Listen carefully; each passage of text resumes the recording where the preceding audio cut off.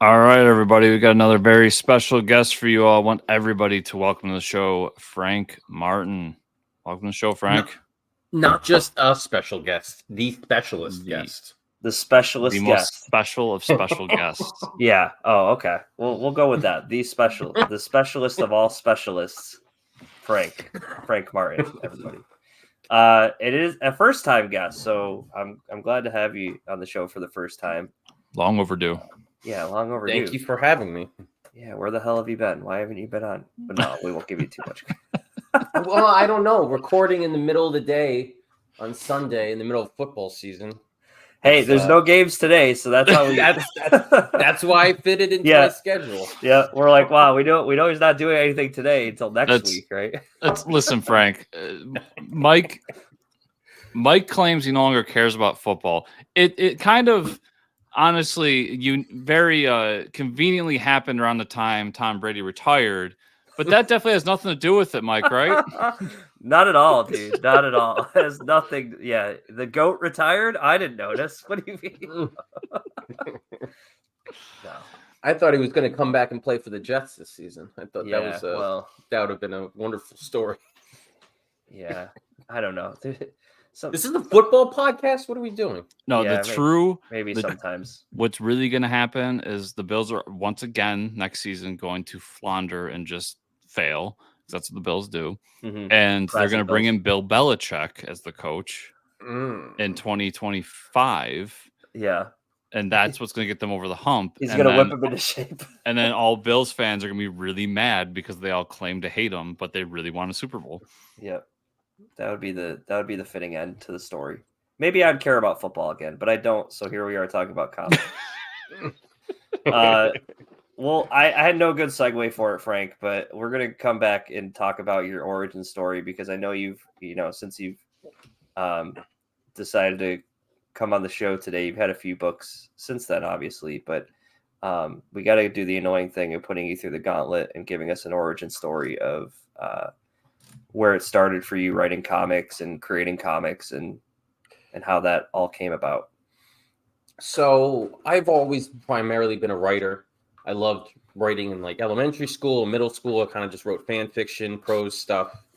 And I was reading comics at that time, but I never really put the idea of writing and comics together until, I don't know, maybe I hit college. I'm like, I think I could give this a shot. And I realized it was a lot harder than it appears to be. It's not as just easy as writing words down and making artists draw them. Yep. So I started writing short stories. I cut my teeth on a lot of the internet forums that they had where they have like 5-page writing competitions every week. So I have like, I don't know, 35-page short stories on my computer just from those boot camp days of just trying to figure it out. And I went from short stories to building up one-shots, crowdfunding them into mini-series, and then kind of eventually somehow built myself up to doing 6 launches a year. So that's an impressive feat there. So as I would say amateur and aspiring writer myself, or just from what I know about it and learn from others, what would you say got you from that point of writing like 4 or 5 pages to doing a full one shot? Like, was that a challenge there to be like, oh, like you actually have to flesh out more of a story, more of a character? Is that how do you even begin that process? I don't think it's the writing itself wasn't the difficult part, more of the logistics that go into making a comic, right? If you have 4 pages, it's pretty much easy to handle. You only have 4 pages to letter, to color, to put together. But once you multiply that into a full length one shot, that's like 4 or 5 times the length. So you're dealing with a lot more pages, a lot more files, which take up a lot more space. It's just logistically speaking, it just becomes more difficult. Yeah. And of course, it gets easier over time. But when you're dealing with multiple issues, like a miniseries, that one shot you have to put together is all of a sudden separate individual issues as part of a larger thing. So it's just, if you go right into trying to build a huge miniseries right off the bat without having that experience of handling all those files, it can be a little overwhelming and daunting. It becomes a lot easier to make a mistake and screw up a page. So just the wherewithal of being able to handle all of those pages to put together into a complete comic, it helps to build up that practice rather than just jump right in the deep end. Yeah, I could see where that would be overwhelming. Be like, oh shit, I have like 30 pages. I have to move around. I can't. Yeah. And I always say that because I've made the mistakes. I have Yeah. done the problems of exporting files wrong and sending them off to printers and having it look absolutely terrible. Yeah. Or not accounting for bleeds on the edges during lettering and having stuff just completely cut off. Like just little logistical things that have nothing to do with writing. Right. Right. There's a lot more production and technical stuff to master as opposed to prose writing, which is just write the words, send it off, and you're done. Yeah. Yeah. That's the part you got used to. Yeah. Okay. So, and with all that, I mean, where did some of your first series come about? Because I think Modern Testament would be the first, right? Modern Testament was definitely the first. That was born out of the whole, let me start off making short stories. Mm-hmm. And I wrote a short story about an angel. It was kind of like a depressed alcoholic angel drinking in a bar. It was kind of a fun story that I did as part of a comic writing class. Okay. And when you're done with a short story, it's nice. I have a completed story, but like, what are you supposed to do with it? You can't really print a short story and just start selling them places. So in order to make a full comic, I decided to carry over with that theme with angels. And I did a demon and a horseman of the apocalypse. And I just put it together in a one shot and I called it Modern Testament. And that's kind of how it was born. It was just trying to find a way to put this thing that I made in a comic class into a complete book. Mm-hmm. And I got it with an indie publisher who's now defunct. They're no longer around. But after he accepted it, he was like, do you want to continue this? And I was like, sure, why not? So I just ran with that idea of that world of biblical mythology, you know, similar to like Ghost Rider or Constantine. Mm-hmm. And I just kind of ran with it by taking all these characters, writing short stories about him. And then before I knew it, a couple of years passed and I have this trade of 160 pages, like 15 stories. Wow. And then after that, I was like, I think I'm done with the short story anthology. I have to move on a little bit. But it was still a great boot camp period of my comic writing where I got to really work with a whole bunch of different art teams, write a whole bunch of different stories. And I had a pretty impressive volume of work after that.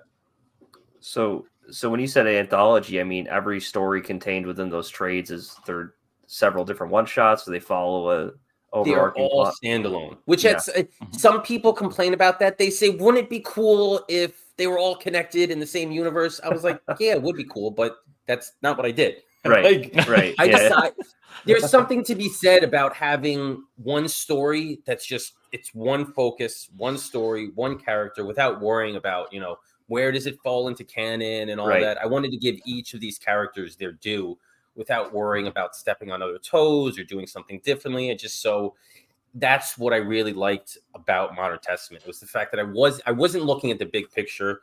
I was treating each story as its own individual project. Mm-hmm. And it's pretty cool in that regard, is that you could just open up the big volume, pick out any story and just dive right in. No, I think that has an appeal to me for sure. Yeah.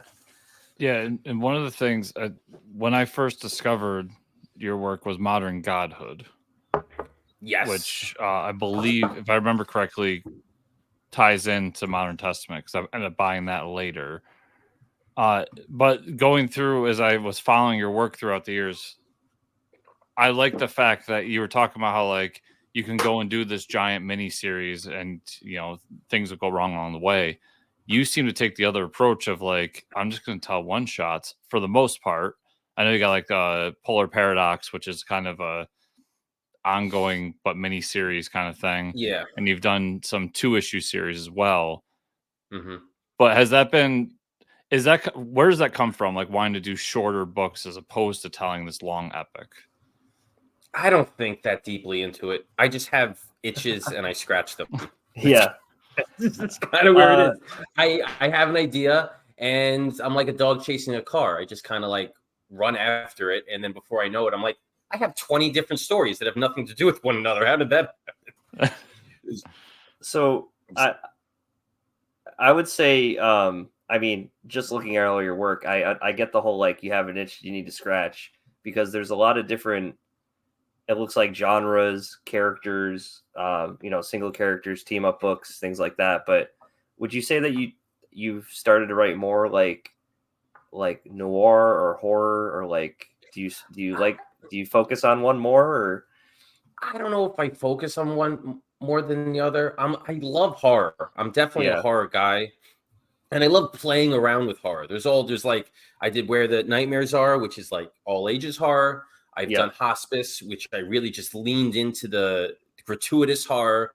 And then I've Mhm. done other horror, which is like creepy, obscure horror, but it's not necessarily scary. So there's all Right. these different levels of horror that you could do, and it appeals to me.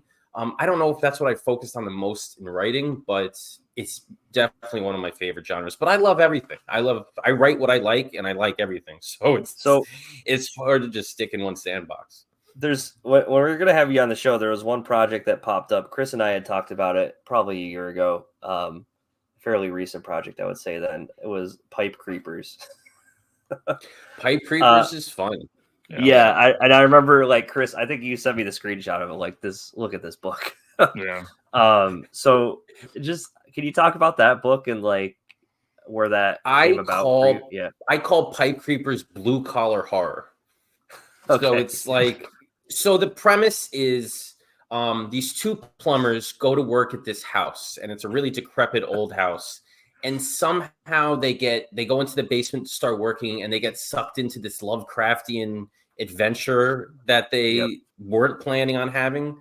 And it's a fun book that for some reason resonates with people, because it's just these two bumbling blue collar guys that get stuck in this Lovecraft kind of horror nightmare where they're completely in over their heads. They have no idea what they're doing, but it's also not meant to be like a scary horror. It's kind of a little bit of comedy. It has the tone of like The Burbs with Tom Hanks, that movie, where it's kind of like in your face black comedy horror. And that's kind of what I modeled the cover after, where it's kind of looks like the guy standing in front of the house. But it's definitely a fun book, and it's a book where you can throw a lot at it because it doesn't take itself too seriously. I worked for a time as a chimney sweep, so I know what it's like being on a truck, going from house to house, getting dirty, going in basements, and I kind of use that as an experience to kind of to write and flesh out these characters in this world. Like, for instance, I hated when people yelled at me to wear booties in the house. You know, those boot coverings. Oh yeah, right. Yeah. So I play around with that, where I have a character that hates putting on the boot coverings, even though this woman's house is a shithole. And she wants to, please wear. So all those tiny little experiences that I kind of throw in there to make it more lifelike. Yeah. Yep. Well, we always talk about in the show, like Mike's a big horror fan. I'm not really as much, but I do, when I read your books, what I like about your version of horror is that it is like almost not serious in a way. Like even when you do Hospice, which I'd love to get more into, like the whole Hospice, what you guys did later. But when you did that and you say it's more gratuitous and all that, there's still kind of like, there's some jokiness to it. Like the fact that the dude's weight had to be 666 pounds and like, you know, things like that. Yeah. It brings people like, or at least it brought me in a little bit more, because I didn't feel like we were just trying to do horror for horror's sake or slasher for slasher's sake. Like we had these elements that made it more interesting for me. It all depends on the project. I did a book called Malady, which is horror, and it's really just depressing, character-driven, black and white horror. But and then in Hospice is more like, yeah, we're doing horror. This is going to get gross, and we're going to have a lot of fun with it along the way. You know, I give a wink to the audience that like this is something that's not going to take itself too seriously. We know exactly when I have a close-up shot of a guy eating and he looks sloppy and nasty and his mouth is chewing all over the place, like that's on purpose. Like we're gonna do stuff like that. Yeah. Just to kind of make it fun and make you squirm a little bit. Yeah. Well, and then I think my favorite one, which I'd be curious to know if you've heard this before, but like my favorite one was Cabin 818. And it's because as I'm reading it, I'm just like, oh, this is Frank's therapy session. A little bit. A little bit. It feels weird when you have to write a synopsis or a log line for a book, and you're talking about a character named Frank Martin, who's a comic writer. And so, like, I know I'm writing about myself, but I'm not writing about myself. So that Cabin 818 was one of your one shots, right? Yeah. It was. Yeah. That was an itch. That was one of those books where I'm like, this has no place on Kickstarter. I don't know how I'm going to market this. I don't know how well it's going to do, but I feel compelled to tell the story. So I'm just going to put it out anyway. Mm-hmm. And yeah, the premise of Cabin 818 was a comic writer who wants to get away from his family. So he rents a cabin in the woods to get writing done overnight. And it kind of turns into this weird Twilight Zone-esque horror adventure where he like keeps being stopped from writing. Mm-hmm. And I throw in all sorts of weird meta stuff because the character's name is Frank Martin. The comic he's working on is Cabin 818, Mm-hmm. the name of the comic that you're reading. Yep. And it was a way for me just to take all of my anxieties and fears and put them on the page and just kind of put them out there for just people to read. I don't think writers a lot get that personal with a lot of their stuff, but I wanted to be a little meta with it. It was, you know what it was inspired by? And this is going to sound weird. It was inspired by Bo Burnham, the comedian who performs. And when he gets on stage, he writes these songs and he talks about mental health in a way that, like, it's hard to do in other mediums, you know, to get that raw and to get that personal. And I wanted to do something similar to that. So that's kind of where it was born. Wow. That's really interesting. And I did see that. I saw that book under your one shots, and I know you just you casually dropped Where the Nightmares Are, and when we asked the previous question, so we might as well start there as well. That was your latest Kickstarter. So you said you're doing like around 6 Kickstarters a year now? Projects? So yeah, I think, what was last year? 2023? Yes. So in 2021, I did 5. 2022, I did 5. And then 3 in 2023. I was like, I think I could fit another one in. Wow. So I did 6 last year.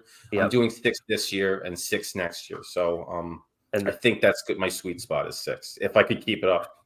So the first one being Where the Nightmares Are, right? Is that the first one? Yeah, that ended from when we're recording this about a week ago. Okay. So I love the first off, I love the cover, but give us the rundown on that project. So Where the Nightmares Are is kind of a simple premise. It takes Where the Wild Things Are and it puts a horror spin on it. It dives a little bit more into horror territory, about a girl who argues with her father about watching a scary movie, and she gets pissed because he doesn't want to watch it with her. He says it's too scary for her, and she gets transported to this magical land with these monsters who try to scare her, and she doesn't get scared. And I wanted to do this. I had this idea for a couple of reasons, and then I hooked up with this artist, and I ran this idea by him that I think his art would be perfect for, and he agreed. And the tough part was kind of giving it my own spin to it. Like, it's one thing to say, I'm going to do a nightmare version of Where the Wild Things Are, but that doesn't give it a purpose, a reason for being. It doesn't give it like a heart to the story. And I realized that my daughter loves horror and I love watching with her. So I thought if I use my relationship with her as inspiration for the core of the story, it allows it to become more personal to me. I think it will connect a lot more with readers. And those are the kind of the 2 things that made this project so much fun. It took something that everybody loves, Where the Wild Things Are, and my own personal relationship with my daughter, and I kind of wrapped them together, and this was the result. That's pretty amazing. Yeah. The premise, like when you said you started on the project, you kind of, like you said, you had to find a purpose. So did you have the idea at first, and then you were like, I should probably flesh this out a little more? Because like when you say you have 6 projects per year, like what those 6 projects are, and you're like, okay, Where the Nightmares Are is number 1, but I don't essentially know how I'm going to flesh that out. Or do you have it all figured out for the whole year already? It really depends. So when I first approached the artist, I had the idea of a nightmare version of Where the Wild Things Are, but I didn't really have a story to it. Yep. And so it wasn't until I started writing that I kind of got that heart, and I Okay. started building it up. Yeah. But all of my projects, the good thing about doing one shots that are not connected is the release schedule doesn't really matter. Okay. So it really depends. I mean, I have a plan, but if one falls behind and gets delayed, if one's ahead of schedule, I could just kind of move them all around, as opposed to just having one book, one project that I put all of my time and resources in. If that's delayed, it's kind of like I have to tell everyone I don't have anything to launch right now. Right. So I could always like have another project pick up the slack, which is good. Okay. Yeah. Yeah, and I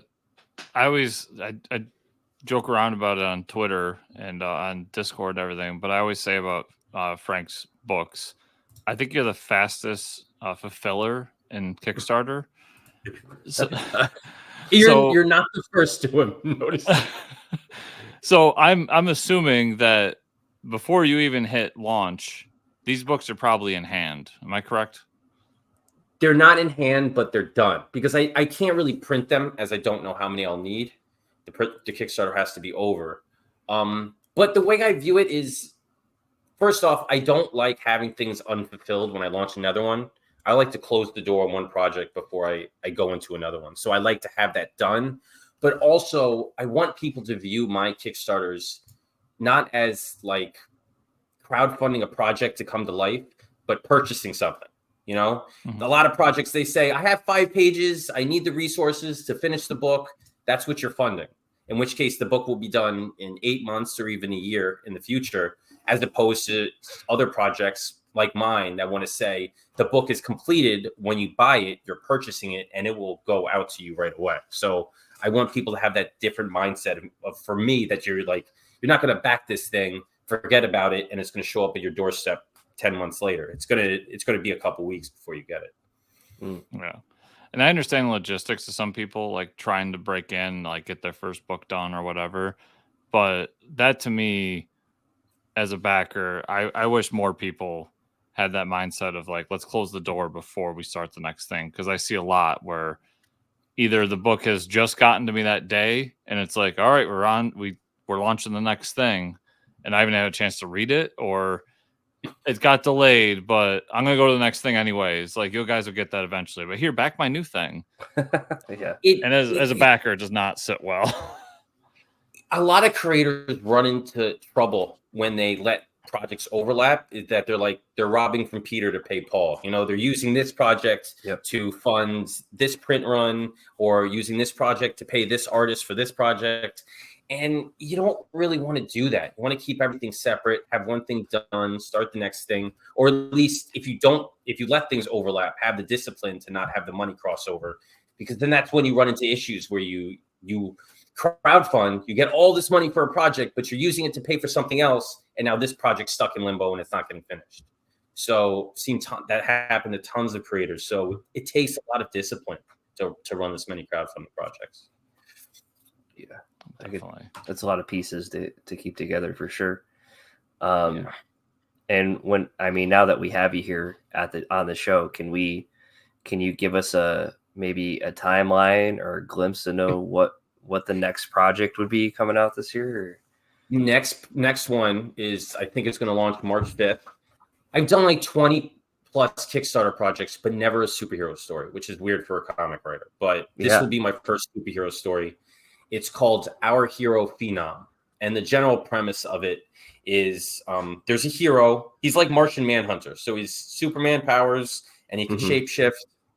And on Earth, he looks like an human, and he's a superhero there. He goes to another planet. He transforms into that species, and he looks like their superhero. So every planet he goes to, he pretends to be the native hero from that planet. Cool. And that's just an idea. It's not really the story or the what actually happens in the book. But I wanted to. It's a little bit of a deconstruction of what it means to be a superhero, and it questions whether or not this hero, this person, goes around to these planets because he wants to help, because he wants to actually do as much good for the universe as he can, or whether or not he does it because he loves the adulation and all the love that he gets from all of these people pretending to be one of them. So it's kind of a question of his intentions. Sounds really cool. Is Yeah. that going to be a one shot? That is a one shot. That is another 26 pager. That's good. I say one of the complaints I get from a lot of my readers, and it's not really a complaint, but it's more like is that when I end my stories, they always want a follow up or they want more. And I'm like, too bad. Like, that's not what I'm doing. That's not what you do. I decided, it's, I think, good to leave on a note that leaves them thinking about the book afterwards. It doesn't mean it's a cliffhanger, that it's unresolved. It just means that this character stayed with them after the last page and they want to continue their story. And sometimes I do continue it, but I don't really have any plans. It's all whether or not that itch comes back and I have to scratch it again pretty much. Yeah. Well, I'd be curious to know then, you do have 2 books in particular that are more longer running in Grim Space and Polar Paradox. Yeah. What sets those apart from the itches, if you will, in those books? Like, why do you feel that sit around in those universes a little bit longer? So Polar Paradox is more of a logistical thing. I met an artist at a con and we were like, let's do a project. And we did a 2-part story, which was the first Polar Paradox. And afterwards, I'm kind of like, we left this a little bit open that we could do more with this. And because I had a good relationship with him, I'm like, do you want to just keep it going? And he's like, yeah, sure. So we did a first 2-parter, a second 2-parter, and then we're going to officially close out the story with a third 2-parter that's going to be coming, I don't know, 2030 or whenever we finish it. But Grim Space is a little different in that it was originally a one-shot. It was just supposed to be Jack and the Beanstalk in space, like a Star Wars version of Jack and the Beanstalk. But I saw the potential to turn this into a bigger thing. Like I could do other fairy tales. So I put little cameos and Easter eggs, little story threads that I could pull on in the event that I wanted to keep it going. I was fortunate enough that I partnered with Scout Comics to put the book out to the direct market. And they were the one that pushed me a little bit to, do you want to keep this going? And I was like, sure, absolutely. I name dropped Pinocchio in the first story. I'm going to do a Pinocchio follow-up. And then I have a little bit of a cliffhanger in the first book. We're going to follow that up with a 3-part story that's coming out later this year. And it's funny that you say that because everyone's like, you're the one-shot guy. I'm like, I don't want to be the one-shot guy because it's a little difficult to build momentum when you're bouncing around all over the place. So I see Grim Space as the book that I could really lean on and to be my bigger story. So next year, I'm planning for all 6 of my launches to be all Grim Space stories. So I'm really awesome. So that's going to be my long form storytelling. You know, this comes from Travis Gibb telling me all the time that I don't know what I'm talking about when it comes to long form stories because I only do one shot. So it's a little bit of a, fuck you, Travis. I'm gonna do my you got to prove him wrong. Yeah, pretty much. But you know what it is? I get to have fun with this in that Grim Space is similar to Modern Testament in that each fairy tale is going to be its own standalone. I'm doing a Peter Pan one, I'm doing a Cinderella, a 3 Little Pigs, and they're isolated stories, but for Grim Space, I did that connectivity that I didn't do for Modern Testament. It's all part of the same universe. So if you just want to pick up one, you can just read one and enjoy it. But if you want to follow along from book to book, you'll see cameos, character arcs that carry over from one to the next. And it's going to be, I'm modeling it after the MCU a little bit in that all of these stories are standalone, but I'm going to do like a big crossover at the end, like Avengers style, where the characters come together and have a big adventure. So I'm really looking forward to seeing what develops in the next year. That sounds like a blast. Yeah. I always say, like, I do love that you do one shots and we get a bunch of different stuff out of you, but I mean, and I think Mike would agree with this. Like, we like all different types. Like, we love our one shots, we love our little mini series, and then Mike's been reading Batman for probably 20 years, and I've been reading Daredevil for probably 20 years, and I like that too. So, like, everything in between works. So. It's all good. It's all good stuff. Yeah, it's all comics. It's all fun. It's just different ways of telling different stories. Exactly. We've talked a lot about your comics, and you got some cool stuff coming out. But before we close it out, you also decided to do a new thing this year and start a YouTube channel. So do you want to talk a little bit about that? Like, what is it? I know you had that bum Travis in the first episode, so everybody can skip Yeah, that one. yeah. But You know, I skipped that you one. know what the first episode was? The first episode was basically telling Travis that has the worst grammar of a writer I've ever seen. That's pretty much it. The entire time. Amazing. So, yeah, I wanted to do a YouTube thing, a podcast, sort of live stream. I wanted to get out there, have guests, but I wanted to do something different than what everybody else is doing. And I was like, what am I good at? I'm good at writing. So let me focus on writing and having a good time with guests. So I devised this show called Right Now, where it's basically I have guests come on and we do what I like to call freestyle writing. It's kind of writing from scratch, where I come up with a theme, an idea. It's kind of more like a game show than an interview show, where I write a sentence and then the guest writes a sentence and we work off of each other and build the story from scratch. Mm-hmm. And it's so far I've had a couple episodes and they've been fun. You know, it's different to try to just throw things together. It's really just off the top of our heads, not planned. We play off of each other. We do wild and crazy things coming up with these stories. And I just wanted to do something different. And I don't think I've seen a lot of shows out there like this. So I have a bunch of guests lined up and they're all looking forward to trying it. Nice. No, that's a really cool premise. I like that idea. Yeah. And when you invite a writer to come on and say, hey, do you want to write something together? I mean, they can't say no to that, right? It's like, come on, they want to. Well, you know what it is? A lot of writers are afraid of being that naked with their writing, because when you write, it's a solitary thing. You know, you're not live streaming. You get to edit as you go. Nobody looks at it. This is like you're writing in front of an audience. You know, people are seeing the words that are coming out, and a lot of writers are perfectionists. They want before the public consumes their writing, they want it to be absolutely perfect. Right. That's not what this is. This isn't about writing a great story. It's about the journey of writing a stupid story. So that's cool. You have to kind of throw that perfectionist mindset out the window and just try weird and new things and be different and not care about the end result, which a lot of writers can't do. You know, it's just difficult. Yeah. You got to be outside your comfort zone. It's kind of like, for me, I think of it like when you go see a comedian, and let's say you just go see the special that ends up on Netflix or whatever. You see the final thing. It's done. It's been perfected. But that's an art form that's perfected over time in front of people. Like, you can't do that solitary. But writing is the exact opposite, where like you sit in a room and you write all these different drafts and you go over and over and over it until eventually you're like, all right, so now I can put it out there. Right. And people don't see that. And I think that's kind of the mystique of writing for a lot of people, is they see an Alan Moore comic and are like, look at this thing. Like, look how great this is. And they don't see the 12 drafts he did where probably 8 of them, it was a piece of shit. or, you know, just not up to what we think of an Alan Moore book.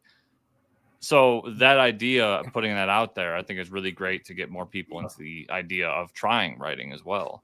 Yeah. And you know what? This is not a show reserved for writers. Anybody can come on this show, because I am convinced. Travis was like this when I first had him on. Afterwards, he's like, not everybody can do this show, because it's just not everybody can write off the top of their head. And I kind of want to prove them wrong. I'm kind of like, anybody can really do this. Everybody has some form of imagination. And as long as you get rid of that hang up, like, I can't do this, just think of something. Doesn't have to be good. It doesn't have to make sense. Just kind of do it. And hopefully I could bring non-writers on, or people that think that they can't write at all, and kind of coach them through and work them through the process and co-write a story with them. Nice. That'd be very interesting. Well, Chris and I would sign up to be your first duo guests and be a hive mind. First duo guest. Yeah. Oh, the first thrisome? Yeah, the first threesome on the show. If you need that, let us know. Definitely. That would be interesting. Because so far it's been like a tennis match where it's a back and forth. Yeah, right. You throw in a third wrench in the mix. It would still be a back and forth, but Chris and I have to figure out how it's going to come back to you. I don't know. Oh, so it's going to be a 2-on-1? Yeah. Travis was joking in that every new guest that comes on is doing this thing for the first time, so they kind of have to figure it out. Meanwhile, I'll just get better every episode. Yeah, right. I'll be Yeah, like, you're, I'll be all leveled up. I'll be a level 100. yeah. and You're I'm- gonna be like I'm- the grandmaster at this by the end of it. Yeah. You It's should just find the guy to do it like every year he comes on, or he or she comes on. And it's just like, all right, I've now done 50 of these, and an issue episode 50. Let's just say Travis comes back, and he can be like, now I'm a grand wizard, Travis. Let's Yeah. see if you can keep up. Yeah. The master of writing. Yeah. Yeah. It's cool in that I'm trying to find ways to make the game interesting, to make the story interesting. For instance, the last one I did with Greg Mockwin, the theme was animals. So every sentence we had to introduce a new animal. We had to say a new animal. So it's kind of like he would write a sentence and I'm like, you got to get rid of that. You got to fit an animal in there. Yeah. So it's kind of like, it's kind of cool to see how we kind of like play the game. And it's not just writing, it's kind of a little bit of a puzzle. Yeah, that's cool. Make things I like like that that. idea. That's a really cool idea. Are you trying to keep the themes with your audience or with your guest? Like doing animals with Greg kind of makes sense. Is that the idea, or do you have like a list of themes put down? You're like, this is what episode one's going to be too. I don't want to make people comfortable. I want to go so far out left field to make people completely uncomfortable as possible. So I'll have to go in the opposite direction next time. Mike, we're getting romance. I know it. Yeah. Oh yeah. Hell yeah. Hell yeah. That would be, we do a sex scene where every sentence you have to take off a new piece of clothing. Oh, nice. Right. Yeah. Perfect. Get the guy who doesn't like romance books and is fairly prudish to do that one. Sure. Oh, Good yeah. job, Frank. Oh yeah. Love it. Love it. That's awesome. I'd be down. Yeah, I wouldn't be comfortable writing it either, but why not? You got to jump in, right? Frank, this was awesome, man. You gotta come back. We'll have you back on later in the year or something. But I look forward to seeing the Kickstarter project. You said in March. Yeah, expect our Hero Phenom one shot. I think it's like 26 or something pages. So they say if you're going to write an indie comic, make sure it's not a superhero story. So I'm interested. I'm interested to see how it does. Well, it sounds like you're going to attack this one with a way you wanted to tell a story. It wasn't just a typical punchy comic. No, I don't tell stories for the sake of telling stories. I tell stories because I have a story to tell. So right. You know, when if you pick up my book that I put my heart and soul into it. It's kind of all I can really say about it. Yeah, great. And if our listeners, our watchers, followers want to follow all the stuff you're doing, where can we send them? You have social media, or your website? The best place is go to franktherewriter.com and sign up for my mailing list. I send out bi-monthly mailing lists where I just talk about everything going on and all my projects, and that's the best way to keep in contact with me and see what I have going on. Nice. Awesome. And for everybody out there, I will have links in the show notes down below to Frank's website, to the YouTube channel, to anything I can find that has Frank's name on it. There'll be a link for it down there for you to click and check out, so you can make sure you follow the next campaign, because as I keep telling you when I talk about the books after they come here, it's good stuff. So Frank, thanks so much for taking the time today to talk to us. And we definitely look forward to the next time. Yeah.